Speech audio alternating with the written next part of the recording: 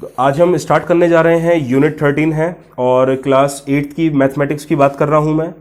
दो फॉर्मूले आपको आपके सामने यहाँ पर देखने को जरूर मिलेंगे और पहला है डायरेक्ट प्रपोर्शन, दूसरा है इनवर्स प्रपोर्शन। दोनों के बारे में सही बातें हम लोग सीखेंगे और ये इसका फॉर्मूला आपको दे रखा है, याद करना पड़ेगा। तो फॉर्मूला आसान है, x1 upon y1 x2 upon y2। ये तब की बात है जब डायरेक्ट प्रपोर्शन हो। और इनवर्स वाले की बात करूंगा अगर मैं, तो x1 अपॉन x2 और y2 अपॉन y1, यानी कि x एक तरफ करो, y एक तरफ करो, पहले 1 2 बाद में 2 1। तो इस टाइप से आप लोग इन फॉर्मूले को तो एटलीस्ट याद करो। अब मैं दोनों का मीनिंग समझाऊंगा, भाई डायरेक्ट का मतलब क्या होता है और इनवर्स का मतलब क्या होता है। देखिए, अगर आपको क्वेश्चन कह रहा है, क्वेश्चन में अगर ये आपको नजर आए कि अगर एक चीज बढ़ रही है उससे दूसरी चीज भी बढ़ी है, या फिर एक चीज घटी है तो उससे जो दूसरी चीज है वो भी घटी है, दैट मीन्स ये डायरेक्ट प्रोपोर्शन वाली बातें हैं।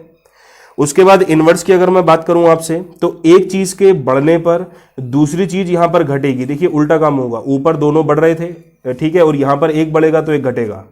ऐसी ही अगर एक चीज घट रही है तो दूसरी चीज यहां पर बढ़ जाएगी। कुछ ऐसी बातें सामने आएंगी, परेशान मत होना, अभी क्वेश्चन पढ़ेंगे तो समझ में आएगा ये पहली चीज और दूसरी चीज असल में है क्या। ठीक है, तो मैं यहां पर 13.1 में स्टार्ट कर रहा हूं। क्वेश्चन नंबर 1 और 2 बेकार हैं तो ज्यादा टेंशन हम यहां पर नहीं पाल रहे हैं। डायरेक्ट क्वेश्चन नंबर 3 से मैं स्टार्ट कर रहा हूं और चलिए क्वेश्चन नंबर 3 देखेंगे हम। यहां पर 13.1 एक्सरसाइज है ये आपसे कह रहा है कि देखिए 75 ml से आप एक पार्ट बनाते हैं रेड पिगमेंट का, यानी कि 75 ml का अगर बेस है आपके पास तो इससे आप क्या बना रहे हैं, एक पार्ट बनाते हैं रेड पिगमेंट का। ठीक है, कुछ होता होगा, हमको प्रॉब्लम से तो मतलब है ही नहीं, ठीक है, हमको ये वैल्यूज से मतलब है और यही आपको चाहिए भी होंगी। ठीक है, उसके बाद आपसे कह रहा है तो बताइए कितना रेड पिगमेंट बनेगा अगर 1800 ml का मैं यहां पर बेस ले लूं। तो ये देखना हमको है यहां पे। तो यहां पर आप देखिए आगे वाला हमेशा x1 होगा, इसके नीचे वाला हमेशा x2 होगा, ये वाला हमेशा y1 होगा और जो निकालना है वो आपके पास y2 होगा। यही आपको कामकाज करना है। बेशक लिखना मत, ये लिखने में थोड़ा अजीब लग रहा होगा, लिखना मत, दिमाग में इन सब चीजों को बसा लेना, कोई दिक्कत नहीं है।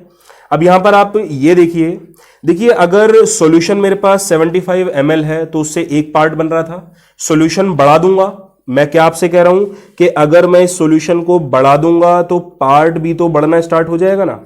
आप खुद देखिए, खुद लॉजिक अपना लगाकर देख सकते हैं आप लोग। तो दोनों चीजें बढ़ रही हैं तो ये कौन सी कंडीशन हुई, डायरेक्ट प्रोपोर्शन वाली बातें हुई ये। तो ये कौन सी बात हो गई, डायरेक्ट प्रोपोर्शन वाली बात हुई कि भैया क्वांटिटी बढ़ने से जो पार्ट हैं वो भी बढ़ जाएंगे। ठीक, तो इसका फॉर्मूला यहां पर क्या है, x1 अपॉन y1 और x2 अपॉन y2। तो x1 यहां से आप 75 रख दो, y1 यहां आपके पास 1 है, x2 आपके पास 1800 है और y2 आपको निकालना था।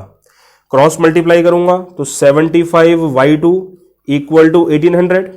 75 इधर मल्टीप्लाई में है, इस साइड आ जाएगा डिवाइड में, तो y2 आपके पास आ चुका है 1800 अपॉन 75, डिवाइड करके आपका आंसर आ जाएगा। तो उतने पार्ट आपका आंसर हो चुका है। उम्मीद करता हूं फर्स्ट क्वेश्चन में कोई खास प्रॉब्लम नहीं लगी होगी। अब हम चलेंगे क्वेश्चन नंबर 4 पे। क्वेश्चन नंबर 4 हम यहां टारगेट करने जा रहे हैं, तो देखेंगे समझेंगे क्या होता है। आपसे कह रहा है एक मशीन है एक सॉफ्ट ड्रिंक फैक्ट्री में, ठीक है, सॉफ्ट ड्रिंक फैक्ट्री में एक मशीन है, वो 840 बॉटल्स को 6 घंटे में भर देती है। तो अगर मैं आपसे बात करूं आवर्स की, तो ये बॉटल है, तो ये आपसे कह रहा है कि 6 घंटे में 840 बॉटल, ओके, और उसी के साथ आपसे पूछ रहा है तो बताइए 5 घंटे में कितनी बॉटल ये भरेंगे। तो आप इसका ऐसे एक टेबल भी बड़ा शानदार सा बना सकते हैं, कोई प्रॉब्लम नहीं है। यहाँ पे जो प्रेजेंटेशन, जो चीज़ आपको अच्छी लगे आप उस चीज़ का यूज़ करें, कोई प्रॉब्लम नहीं है। यहाँ पर टेबल बनाइए, कोई दिक्कत नहीं। जो आप देखेंगे एग्जाम्पल देखेंगे वहाँ पर आपको दिखेगा कि तमाम जगह टेबल इन लोगों ने बना रखी हैं, जो चीज़ आपके लिए। अच्छा, अब देखिए आर्स वाले हैं तो इनको x और x आप मानिए, तो ये ऊपर वाला x1 हो गया, नीचे वाला x2 हो गया। ऐसी बॉटल्स हैं तो दोनों बॉटल को आप y मान लो, तो ये y1 है, ये y2 है। अब बात हम समझते हैं। देखिए अगर 6 घंटे में इतनी बॉटल्स भरी जाती हैं तो कम घंटे में कम बॉटल ही तो भरेंगे आप। ये लॉजिक लगा कर देखिए, अपने आप से सवाल पूछिए। अगर आपकी मम्मी आपको कहती है कि भाई 5 बॉटल आप भरकर फ्रिज में रख दीजिए, तो 5 बॉटल भरने में अगर आपको 15 मिनट लगते हैं तो 4 बॉटल भरने में कम टाइम नहीं लगेगा क्या? यानी कि अगर आवर्स आपके कल को मैं कम कर देता हूं, यानी कि टाइम कम है आपके पास, तो क्या होगा, उससे आप जो बॉटल्स हैं वो भी कम ही भर पाएंगे। ये बिल्कुल लॉजिकली बात है, अपने आप से सवाल करके देखिए, समझ में आएगा। ये पक्की बात है, बिल्कुल तय बात है ये, ठीक है। अब देखिए दोनों बातें एक साथ यहां पर रिड्यूस हो रही हैं, दैट मीन्स तो दोनों चीजें रिड्यूस हो रही हैं, एक चीज के घटने से दूसरी चीज भी घट रही है, दैट मीन्स ये डायरेक्ट प्रपोर्शन है। और डायरेक्ट प्रपोर्शन की अगर मैं आपसे बात करूंगा, ये देखिए फॉर्मूला आप सभी ने पढ़ा था डायरेक्ट प्रपोर्शन का, x1 upon y1 x2 upon y2, कुछ इस टाइप से। तो फॉर्मूला भी आप लिख दीजिए, x1 upon y1 x2 upon y2, ये इसका फॉर्मूला था डायरेक्ट प्रपोर्शन का। भैया ये आपको याद करना पड़ेगा, बिना इसके कोई भी चीज पॉसिबल नहीं हो सकती है। तो चलते हैं आगे। तो अब आप देखिए x1 आपके पास 6 है, y1 आपके पास 840 है, x2 आपके पास 5 है, ये सब यहां से मैं देख रहा हूं, कोई दिक्कत नहीं है। y2 की जगह आप y2 ही रखिए, कोई दिक्कत नहीं। क्रॉस मल्टीप्लाई आप कर सकते हैं, तो 6 इंटू y2 और 5 इंटू 840, 6 यहां मल्टीप्लाई में है तो इस साइड आ जाएगा डिवाइड में, तो 5 इंटू 840 डिवाइडेड बाय 6। इसको आप बस सॉल्व करेंगे तो आपका आंसर यहां पर इजीली आ जाएगा। तो जो भी होंगे वो नंबर ऑफ बॉटल्स के रूप में आ जाएंगी। उम्मीद करता हूं ये क्वेश्चन भी आप सभी को ठीक ठाक लग गया होगा। धीरे धीरे और आगे चलेंगे आप लोग, तो कोई प्रॉब्लम नहीं आने दूंगा, इस बात की पूरी गारंटी लेता हूं मैं यहां पे। अब देखिए 5th क्वेश्चन की मैं बात करता हूं आप लोगों से। ये कह रहा है एक फोटोग्राफ है, बैक्टीरिया का है एक्चुअली, तो वो उसको एनलार्ज कर देता है। एनलार्ज का मतलब होता है जूम करना। आप भी अपनी फोटोग्राफ्स को जूम वगैरह करते हैं, तो दैट मीन्स आप उसको एनलार्ज कर रहे हैं, बड़ा कर रहे हैं बेसिकली। तो 50,000 टाइम्स आप उसको एनलार्ज कर सकते हैं, और तब उसकी जो लेंथ रहती है वो 5 सेंटीमीटर रहती है। मतलब 5 सेंटीमीटर के बैक्टीरिया को आप लोग जूम कर करके 50,000 टाइम तक इंक्रीज आप उसको कर देते हैं। आपसे कह रहा है एक्चुअल लेंथ बताइए जो आपका बैक्टीरिया है। अब समझिए इस चीज में क्या क्या लॉजिक आपके छुपे पड़े हैं। आइए बात करता हूं मैं आपसे। तो एक तो है एनलार्जमेंट। एनलार्जमेंट मतलब बड़ा करना, जूम करना। भाई मैं जूम तो नहीं लिख पाऊंगा यहां पर, जो बुक में लिखा है बेहतर रहेगा आप वही लिखिए। और उसके बाद यहां पर लेंथ में लिख देता हूं, ठीक है। अपनी अंडरस्टैंडिंग से आप लोग ये वर्ड लिख सकते हैं क्वेश्चन में से देखकर। बचपन से आप लोग वर्ड प्रॉब्लम करते हुए आ रहे हैं, लैंग्वेज का परिचित होंगे सारे लोग बाग। ये आपसे कह रहा है एनलार्जमेंट 50,000 गुना तक मैं एनलार्जमेंट कर लेता था जब हाइट कितनी हुआ लेंथ कितनी हुआ करती थी, 5 सेंटीमीटर हुआ करती थी। अब आपसे कह रहा है एक्चुअल लेंथ आपको इसकी पता लगानी है क्या रहेगी, तो एनलार्जमेंट उसमें मैं बस 1 टाइम से तो करूंगा। आप उसको देखिए, अगर मेरी हाइट 6 फुट है, ठीक है, तो यहां पर मैं आपसे कहूं कि आप मेरे को इंक्रीज कर दो 1 टाइम, तो 6 फुट इंटू 1 6 फुट ही हुआ, यानी कि आप कोई भी चेंज नहीं करेंगे। तो दैट मीन्स यहां पर मेरी एक्चुअल लेंथ आपको देखने को मिल सकती है। तो एनलार्जमेंट में आपको 1 रखना पड़ेगा। तो ये क्वेश्चन में नहीं गिवन है, ये आपको अपनी नॉलेज का, अपने आईक्यू का प्रयोग करके पता लगाना पड़ेगा। ये वाली बात मैं आपसे कह रहा था। चलिए तो अब आप ये देखिए, अगर मैं जूम वाली जो कैपेसिटी है, चलिए पहले तो टेबल एक बना लेते हैं, अच्छी सी टेबल बनाएंगे, थोड़ी सी सफाई आपके पास रहती है, और या वो भी कर सकते हैं। मैं फर्स्ट क्वेश्चन में बिना टेबल के किया था, थोड़ा सा प्रोफेशनलिज्म यहाँ पर नहीं रहता है, तो मैं कहूँगा, रिकमेंड तो करूँगा ही आपको कि टेबल बनाइए, थोड़ा सा देखने में अच्छा लगता है, सफाई रहती है, तो टेबल बनाई दीजिएगा, कोई दिक्कत नहीं इसमें।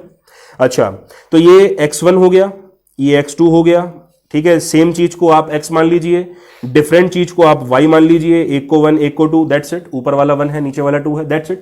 क्वेश्चन पढ़ते रहेंगे, सीखते रहेंगे, कोई प्रॉब्लमेटिक बात नहीं है। वीडियो एंड तक देखते रहिए आप लोग, और बार बार देखिए, मैं तो कहता हूं।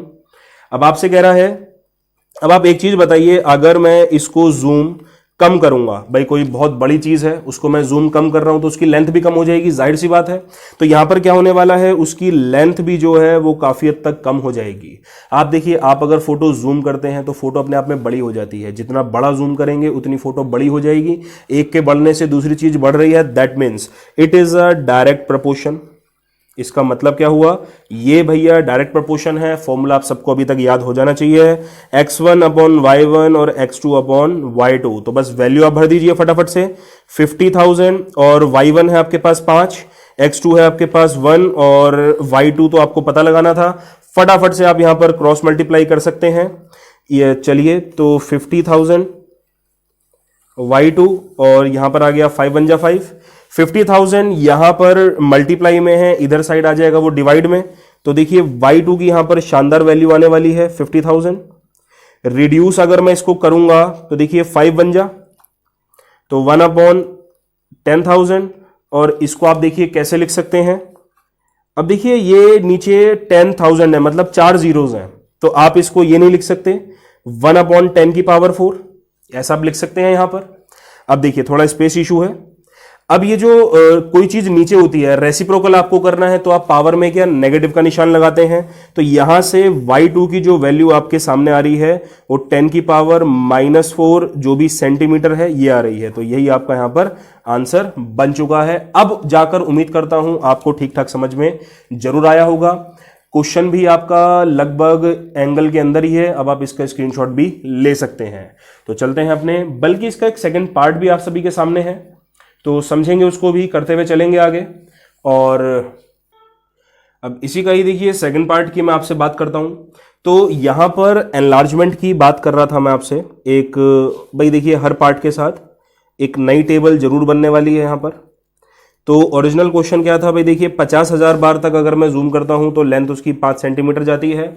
अब आपसे कह रहा है कि भाई बताइए अगर मैंने इसको जूम 2000 टाइम तक किया तो लेंथ पर इसका क्या प्रभाव पड़ने वाला है। तो टेबल तो आप लोग को मैंने बताया था, टेबल आप लोग जरूर बनाइए, ठीक है। तो टेबल ये बन चुकी है और ये अगेन सेम चीज x होती हैं, ऊपर वाला 1 नीचे वाला 2, और डिफरेंट चीज y होती हैं, ऊपर वाला 1 और नीचे वाला 2। इसके बारे में मैंने आपको बताया था एनलार्जमेंट अगर कम होता है तो लेंथ भी कम हो जाएगी, यानी कि ये डायरेक्ट प्रपोर्शन है। ये सारी बातें आप लोग जरूर लिखिए। और डायरेक्ट प्रपोर्शन का फॉर्मूला क्या होता है, x1 अपॉन, तो यहां पर है x1 अपॉन y1 और साथ ही साथ में x2 अपॉन y2। तो वैल्यूज आप लोग भर लेंगे ऊपर से। x1 है 50,000, y1 है सिर्फ 5, x2 है आपका 20,000 और y2 को आप एज इट इज रहने दीजिए और रिड्यूस कर लेते हैं यहीं सही। तो ये तो 10,000 आ गया, ये जब इसको मैं रिड्यूस कर दूंगा, और 20,000 अपॉन y2 को आप इधर, मतलब ये नीचे डिवाइड में है, ऊपर मल्टी में आ जाएगा 10,000 y2 और ये 20,000 है, ठीक है। 10,000 मल्टी में इधर नीचे आ जाएगा डिवाइड में, तो 20,000 को, तो यहां पर आप इसको 10,000 से डिवाइड कर दीजिए, तो लगभग आपका आंसर 2 सेंटीमीटर आ जाएगा और यही है आंसर इसका, ठीक है। तो बहुत आसान क्वेश्चन है, कोई दिक्कत यहां पर नहीं आने वाली है। क्वेश्चन नंबर 6 में आपको दिखाता हूं। यहां पर ये आपसे कह रहा है एक शिप का मॉडल है जिसका मास्ट दिया हुआ है 9 सेंटीमीटर हाई और जो एक्चुअल शिप है वो 12 मीटर हाई है। ये मास्ट होता है, एक जो मॉडल बनाते हैं इसको हम छोटा सा, ठीक है, दिखाने के लिए कि एक्चुअल प्रोजेक्ट ऐसा होने वाला है, डमी आप जिसको कह सकते हैं। तो अगर मैं आपसे बात करूं मास्ट की और उसी के साथ साथ एक्चुअल शिप की बात करूं, तो यह आपसे कह रहा है कि भाई अगर मास्ट आपका 9 सेंटीमीटर है, ओके, बल्कि हम एक्चुअल शिप पहले लिखना चाहिए था, चलिए कोई बात नहीं, फर्क क्या पड़ता है हमको।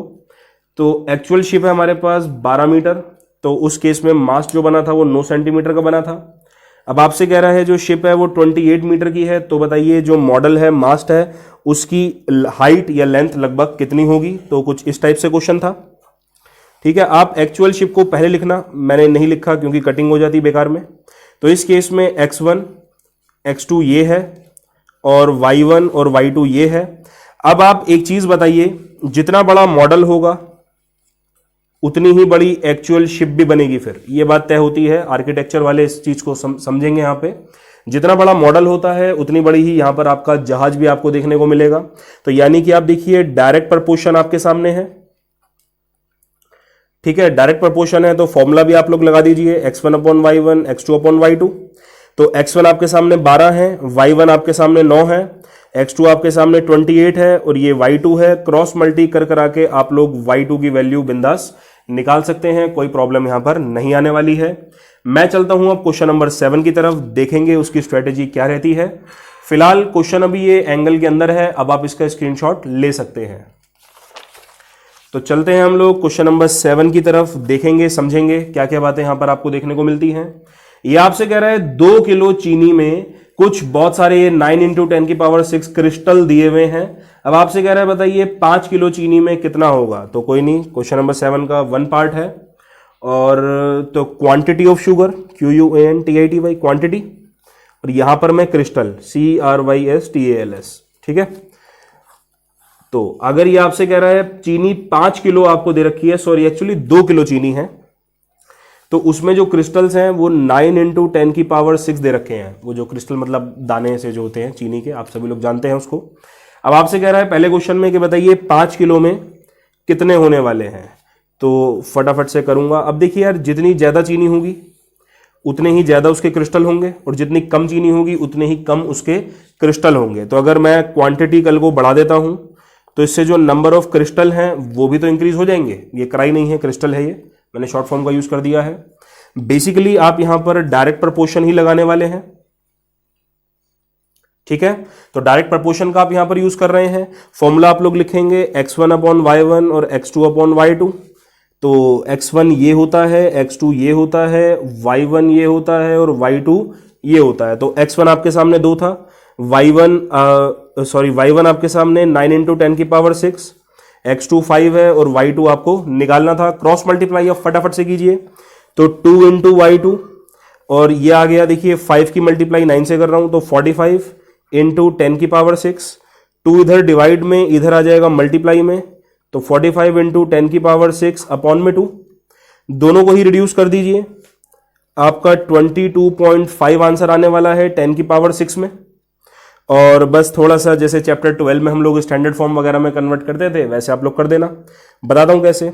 अब देखिए पॉइंट आप हटाएंगे तो नीचे 10 जरूर आएगा, तो 225 है अपॉन 10 आ गया एक तरीके से। तो जब इन दोनों को आप सेट करेंगे भाई, एक जीरो से एक जीरो जरूर कटने वाली है यहां पर, तो क्या हुआ 225 इंटू 10 की पावर 5 हो गया। अब आप क्या करेंगे, एक नंबर छोड़ के पॉइंट लगाएंगे। तो बताइए पॉइंट के बाद कितने नंबर हैं, 2।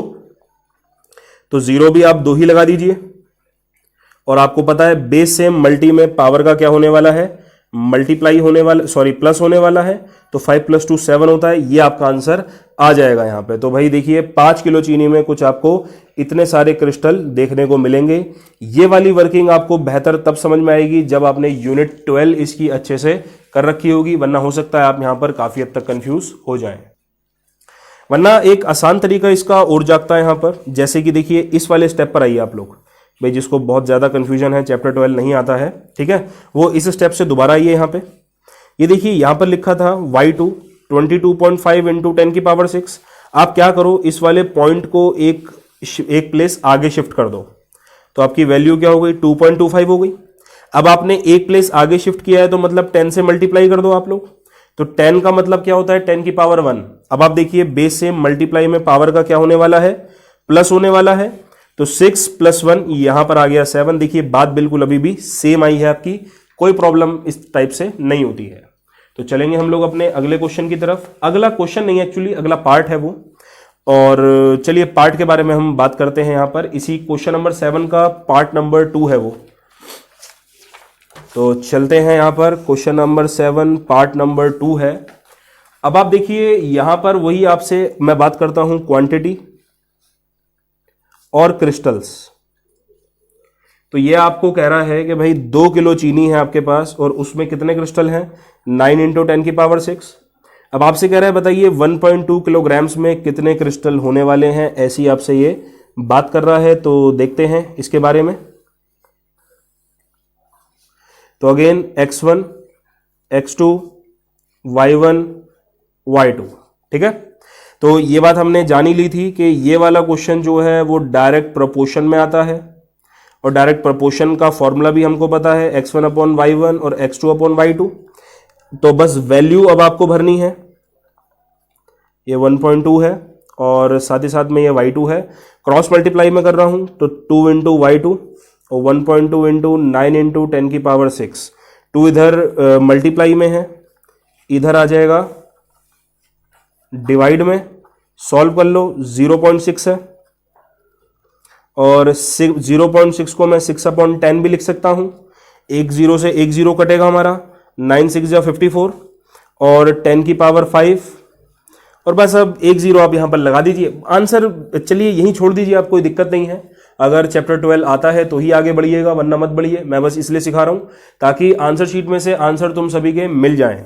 तो 5.4 है भाई, एक पॉइंट को मैं आगे लेकर गया हूं तो 10 भी मुझे लगाना पड़ेगा। तो यहां पर जो वैल्यू आई है वो 5.4 इंटू 10 की पावर 6 आई है, क्योंकि खाली 10 का मतलब क्या होता है, वो 10 की पावर 1 है। तो अब देखिए बेस सेम है, मल्टीप्लाई में पावर का यहां क्या होने वाला है, प्लस होने वाला है। तो 5 + 1 6। इस टाइप से आपका जो y2 है वो निकल के आ जाता है। क्वेश्चन नंबर 8 मैं यहां पे टारगेट करवा रहा हूं आप लोगों से। ये कह रहा है रश्मि के पास एक रोड मैप है और रोड मैप में क्या है, 1 सेंटीमीटर 18 किलोमीटर को दिखाता है। ठीक है, तो यहां पर क्या लिखें, डिस्टेंस ऑन मैप और साथ ही साथ में एक्चुअल डिस्टेंस। ठीक है, तो ये आपसे कह रहा है भाई 1 सेंटीमीटर जो है वो असल में 18 किलोमीटर के बराबर है। अब आपको क्या करना है यहां पर, तो आपसे पूछ रहा है भैया बताइए 72 किलोमीटर कितने सेंटीमीटर के बराबर होगा। और एक बात आप ध्यान रख लीजिए, जो बातें आपको दोनों की दोनों गिवन है, देखिए यहां पर दोनों बातें आपको गिवन है, तो x वाली जो लाइन है ना, यानी कि x1 और x2 ये वो वाली होंगी, तो कंफ्यूज मत होना। तो असल में ये y1 और ये y2 है। अब आप देखिए अगर एक्चुअल डिस्टेंस बढ़ती है तो AD मतलब एक्चुअल डिस्टेंस, एक्चुअल डिस्टेंस अगर आपकी बढ़ती है तो डिस्टेंस जो है मैप वाली वो भी तो बढ़ेगी ना। तो दोनों बातें बढ़ रही हैं, यानी कि यहां पर जो आपका डायरेक्ट प्रपोर्शन हुआ, डायरेक्ट प्रपोर्शन हुआ तो फॉर्मूला लगता है x1/y1 और x2/y2। तो x1 आपके पास 18 है, y1 1 है, x2 आपके पास 72 है और y2 का आपको होता पता नहीं। क्रॉस मल्टीप्लाई आप लोग कर दीजिए, तो 72/18 सॉल्व करके जो भी आंसर इजी है, जो भी आंसर आ रहा होगा वो आप सेंटीमीटर में लिख देना। तो ये था आपका छोटा सा क्वेश्चन नंबर 8। अब मैं आपसे बात करूंगा, देखिए क्वेश्चन नंबर 9 में 2 पार्ट हैं, तो इतनी जगह में आ नहीं पाने का है, प्रॉब्लम ही होगी। तो मैं पहले क्वेश्चन नंबर 10 कर रहा हूं। ठीक है, तो क्वेश्चन नंबर 9 अभी करेंगे थोड़ी सी देरी में। अब आपसे कह रहा है एक लोडेड ट्रक है, वो 14 किलोमीटर ट्रेवल करता है 25 मिनट में। तो देखिए टाइम आपके पास ये रहा, डिस्टेंस आपके पास ये रहा, तो 25 मिनट में वो कितना ट्रेवल कर रहा है, 14 किलोमीटर कर रहा है। अब आपसे कह रहा है भाई बताइए 5 घंटे में कितना वो ट्रेवल करेगा। भाई देखिए पहले तो इस यूनिट को सेम कीजिए, तो अब आप मेरे को बताइए एक घंटे में 60 मिनट होते हैं, तो ऐसी ही 5 घंटे में आपके कितने होंगे, एक का दिया है ज्यादा का पूछा है, क्या करने वाला हूं मल्टीप्लाई, 300 मिनट होंगे। ये बिल्कुल सीधी बात है, तो 5 घंटा लिखूं या 300 मिनट लिखूं, बात अब यहां पर एक बन जाती है। ठीक है, तो चलेंगे आगे। टेबल हमारी लगभग बन चुकी है, तो जो गिवन है दोनों बातें वो x1 x2 हैं और जो अधूरी हैं वो y1 और y2 हैं। अब आप एक चीज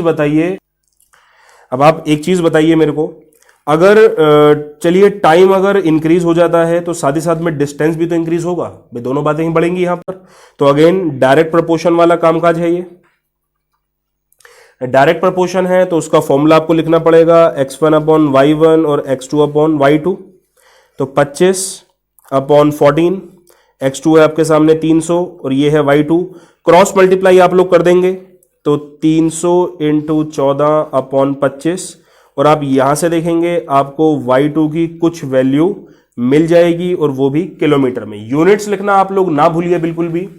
अब क्वेश्चन आप सभी के सामने बिल्कुल एंगल में है, अब आप इसका स्क्रीनशॉट ले सकते हैं और मैं चलूंगा क्वेश्चन नंबर 9 की तरफ। चलिए क्वेश्चन नंबर 9 मैं आपसे टारगेट करवाता हूं। अभी ये आपसे कह रहा है, देखिए एक वर्टिकल पोल है जिसको खंबा आप लोग कहते हैं, तो वो जो शेडो बना रहा है वो 3 मीटर 20 सेंटीमीटर की बना रहा है। तो बस आपको कह रहा है शेडो की लेंथ बतानी है, अगर एक दूसरा खंबा कुछ ज़्यादा बड़ा है। चलिए कोई दिक्कत नहीं है, तो एक तो वर्टिकल पोल है और शेडो है, तो हाइट ऑफ पोल और फिर आती है हाइट ऑफ शेडो। तो एक पोल था हमारे सामने, एक शेडो थी हमारे सामने। बात करेंगे दोनों की। टेबल काफ़ी बड़ी बन चुकी है, बट कोई बात नहीं, जितनी बड़ी टेबल उतनी सफाई। अब इसका मतलब ये नहीं है पूरे पेज की आप लोग टेबल बना देंगे, ऐसा नहीं करना है कभी भी आपको। अब आप ये देखिए कि जो पोल है उसकी हाइट कितनी है, 5 मीटर 60 सेंटीमीटर, जिसको मैं 5.60 मीटर लिख सकता हूं। ठीक है, यूनिट आप एक ही लीजिए, कोई ज़्यादा घिचपिच नहीं करनी है आपको। और वो शेडो कितने की बना रही है, 3 मीटर 20 सेंटीमीटर की, यानी कि 3.20 मीटर की आपको बनानी है। अब देखिए यहां पर आपसे कह रहा है कि लेंथ ऑफ शेडो कितनी होगी, यानी कि बेसिकली लेंथ ऑफ शेडो की बात कर रहा है। अगर दूसरा पोल है 10 मीटर 50 सेंटीमीटर का, यानी कि 10.50 मीटर का, तो बात करता हूं। देखिए ये आपसे कह रहा है जो हाइट है पोल की जितनी इंक्रीज होती रहेगी शेडो भी उतनी ही इंक्रीज होगी, ये बात तय है, साइंटिफिक फैक्ट होता है ये। ठीक है, तो यहां पर डायरेक्ट प्रपोर्शन आपका आ जाएगा, और डायरेक्ट प्रपोर्शन का फॉर्मूला है x1/y1 और x2/y2। तो ये देखिए ये x1 है आपका, ये x2 है, ये y1 है और ये y2 है। तो x1 आपके सामने 5.60 है, y1 3.20 है, ये 10.50 हो गया। y2 आपको पता लगाना है, क्रॉस मल्टीप्लाई आप कर दीजिए और समझदारी से सॉल्व करके आपको यहां पर आंसर निकालना पड़ेगा। चलेंगे इसके सेकंड पार्ट की तरफ भी, लगे हाथ ही। ठीक है, तो मल्टीप्लाई वगैरह आप लोग करिए, खुद करिए, थोड़ा दिमाग लगाइए, चैलेंज कीजिए अपने आप को। अब यहां पर आपसे देखिए वही वाली बात है, तो हाइट ऑफ पोल और क्या है यहां पर, हाइट ऑफ शेडो। तो ओरिजिनल क्वेश्चन यही था, अगर खंबा इतना लंबा है तो शेडो कुछ इतनी होगी। अब आपको पूछ रहा है बताइए हाइट ऑफ पोल कितनी है। अच्छा, उल्टा कामकाज करवा दिया, और शेडो यहां पर 5 मीटर लंबी दे रहा है। तो बात करते हैं इसके बारे में, क्वेश्चन बदला नहीं है। मैंने आपको कहा था कि जो चीज़ें पूरी दे रखी हैं उनको तो आप x1 और x2 मान लो, जो अधूरी हैं उस केस में आप उसको y1 और y2 मान लो। तो आप देख ही सकते हैं, ऊपर कंपैरिजन आपको दिख ही रहा होगा। अब देखिए डायरेक्ट प्रपोर्शन था, ये बात बार बार दोहराने की हमको नीड नहीं पड़नी चाहिए, तो डायरेक्ट प्रपोर्शन है, तो x1/y1 और x2/y2। तो x1 आप सभी के सामने 3.20 है, y1 5.60 है, x2 5 है और y2 का आपको पता नहीं। यहां से आप y2 जरूर निकालिए, तो कुछ इस टाइप से आपका वैल्यू आ जाएगी। तो यहां से आप y2 निकाल सकते हैं और मीटर में उस आंसर को आप लिख देंगे। ठीक है, तो उम्मीद करता हूं ये क्वेश्चन आप सभी को समझ में आया होगा, और अब बिल्कुल एंगल में है क्वेश्चन ये, तो अब आप इसका स्क्रीनशॉट ले सकते हैं। मिलूंगा मैं आपसे आपकी अगली एक्सरसाइज में।